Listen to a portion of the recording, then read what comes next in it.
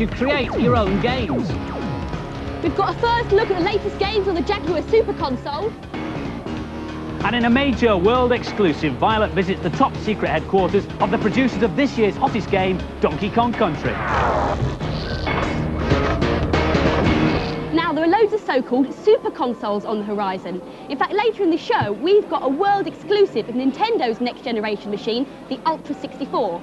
But there is a 64-bit machine already in the shops, the technologically advanced Jaguar. But it's been difficult to get hold of a Jaguar. The company who make it, Atari, were running out of money, so they couldn't afford to advertise it properly or manufacture enough to meet demand. Consequently, gameplay companies were reluctant to develop software for it. But last week, some good news, a massive vote of confidence from video games giant Sega. They decided to invest in Atari, which means there should be loads of games for it, including Sega hits like Virtua Racing.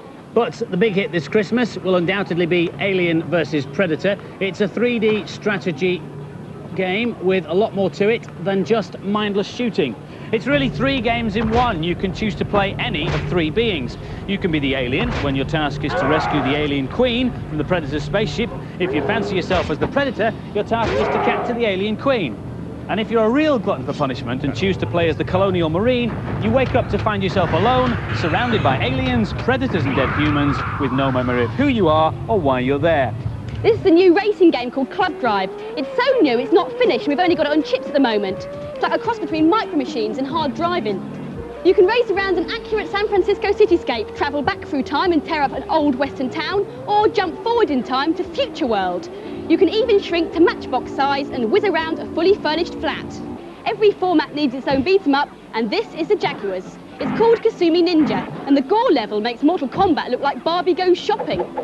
Of course, there'll be loads of new versions of old favourites. This is Doom, the special edition. It claims to have more levels, better graphics and smoother scrolling. Our advice? Well, it's a great machine, it's available now and there should be loads of software for it, but don't forget that the other super consoles, the PlayStation, Saturn and the Ultra 64, will be out next year. Aha! Greetings, virtual Furtlers. I'm just about to test my new homemade virtual reality system, which should work with any game. I'm going to try it with Pete Sampras Tennis on the Mega Drive. But first, a quick cheat to make it a bit more exciting. On the password screen, which you'll find in World Tour, type in the word Zeppelin, so we've got an I and an N to go. Go down to End, and you'll come across a game called Crazy. And when you start to play, you'll come across all sorts of strange obstacles and all sorts of things popping up all over the court. Look at that big egg. Bizarre. And now, Furtlers, to try it out in virtual reality. It works! It really works! Whoa, whoa, whoa, I better get into the game. Right, whoa, whoa. What about this one? Hey, whoa. He cannot be serious, can he? Our main review this week is Sonic & Knuckles. Don't yawn, I know it's the 5th Sonic game, but it does boast a lot of extra gameplay. You can still play as Sonic, continuing your quest to save the floating island from the evil Dr. Robotnik. Nothing terribly new and exciting there then, but you can also play as Knuckles, he of the red dreadlocks. Knuckles is the keeper of the Chaos Emeralds, out to sabotage Sonic as much as he can. And there's more. This is the first ever lock-on cartridge, which allows you to play a game within a game. It works like this. Just switch it off.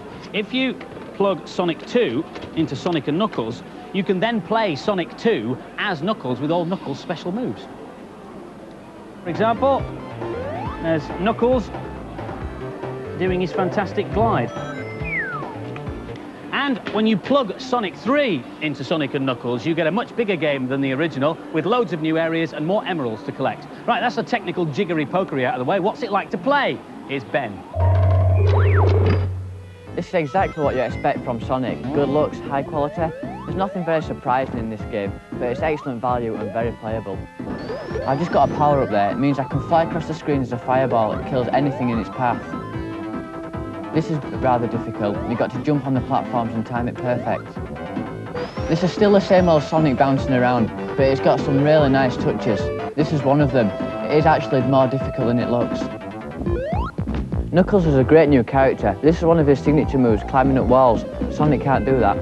Another one of his signature moves is gliding, which you can see here. I still prefer to be Sonic though, because he's much faster.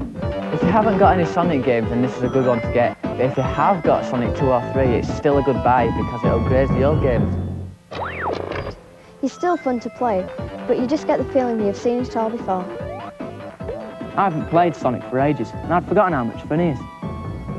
And the scores for Sonic and Knuckles, both the boys and the girls gave it a backwardly compatible 4 out of 5. Now, here's a game I can thoroughly recommend. It's an old-fashioned space shoot-'em-up called Androids. I designed it myself using a package called Click and Play, which allows you to design your own games without turning into a sad techie. Now, you can either start from scratch or you can use one of 10 basic games that comes with it, and that's what I did. I'll show you. So all the basic games are of different genres. This is our old-fashioned space shoot-'em-up. As you can see, it's all right, but it's a bit dull, isn't it, with those blue spinny things? I'm going to change those to Andy's face. Go to Level Editor, so I can fiddle about, and here we are.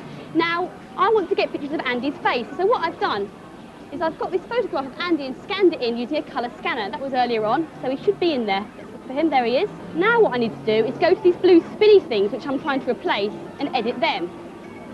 Is to select all the blue spinny things, get rid of them by deleting, and copy in, paste in Andy's face, so I can shoot him instead. Most gratifying. Creating a game from scratch is a little more difficult. This is the Click and Play instruction manual. You don't have to be able to write program code, but you do have to be able to think creatively to make your game worth playing. Start at the very beginning. On the left here, all the stuff you can put in your new game. Now, the first thing you need is a background. I think that one's appropriate. And then some bits and pieces for your characters to walk on.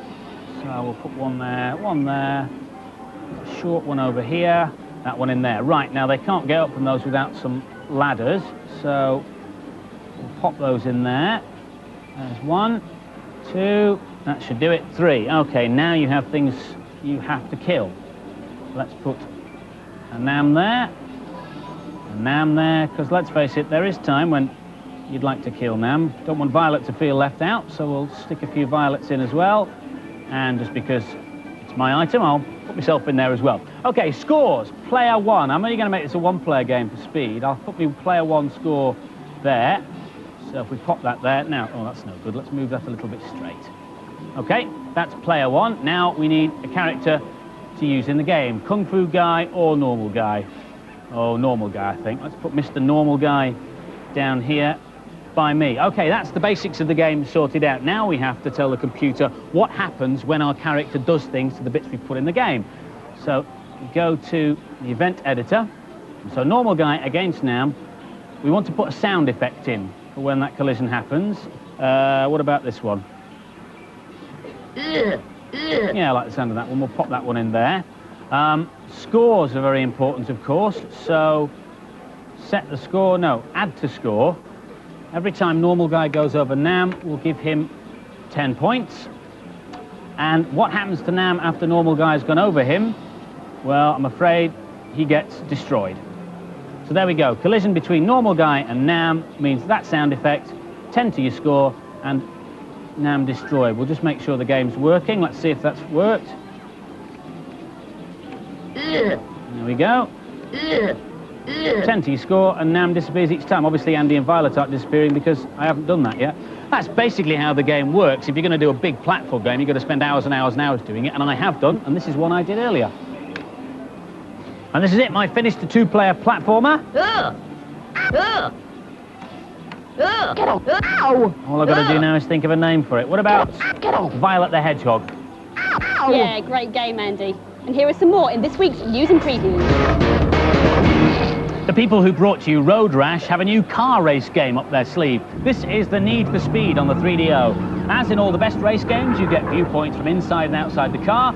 The game features some spectacular scenery, excellent digitised sound, and just like in Road Rash, the speed police are everywhere. Street Racer is a very different kind of race game. This one's more for Mario Kart fans. Before you start to play, check out the character profiles to see the different styles of attack on offer. Helmut, for instance, can turn his car into a triplane to bamboozle the opposition. And the game boasts a unique 4-player option. Street Racer is due out on the SNES next month. And now some good news. Games companies are doing their bit for children's charities this Christmas. They're clubbing together to release 3 compilations which should raise £1 million for some very worthy causes. The CD-ROM pack will feature 10 titles for under £40. There'll be a 6-game Amiga bundle and a Mega Drive triple pack for £30 each.